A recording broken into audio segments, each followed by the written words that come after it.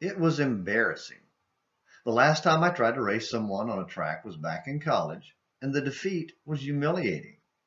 I knew I wasn't fast, but had no idea I was positively tortoise slow compared to some of my college classmates. I never submitted myself to such humiliation again. Thankfully, the only thing that died that day 41 years ago was my ego. Well, at least the part that still thought I could compete in track. Unlike the 850 prophets of Baal and Asherah who challenged Jehovah God and lost their lives on Mount Carmel nearly 3,000 years ago. Yesterday, we returned to our study of the conflict between Elijah and Ahab. Ahab had introduced a whole new level of evil in Israel, so God sent a prophet to stand against him. We were introduced to Elijah in 1 Kings 17 when he confronted Ahab and declared a lengthy drought because of his sin. 3.5 years later, Elijah returned to face Ahab and call Israel back to Jehovah God, 1 Kings 18. This resulted in a showdown between Elijah and 850 prophets of Baal and Asherah on Mount Carmel. We left off yesterday without discussing the outcome. It was worse than a humiliating defeat for the prophets because Elijah was speaking for the eternal God, the personal being who created this world, and the 850 prophets were speaking for a carved rock and board, impersonal things.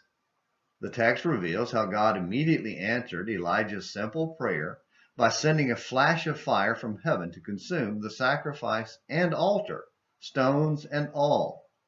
That wasn't a rumble.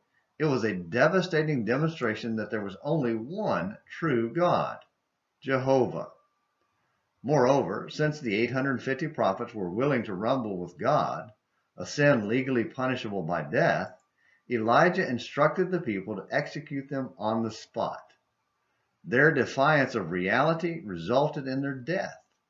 Already spiritually dead because they're serving a thing instead of the creator of everything, their bodies died as well. Even though this event occurred nearly 3,000 years ago, involving people who lived under a different law than us, it should strike at our hearts. We face the same choice today. Serve created things like money, sex, power, entertainment, ourselves, or the God who created everything. But know this, just as we noted yesterday, numbers don't matter, and frenzied flailing doesn't honor God. Simply serving Him by obedient faith does. Always remember, He is God, and we will lose every time we fight Him.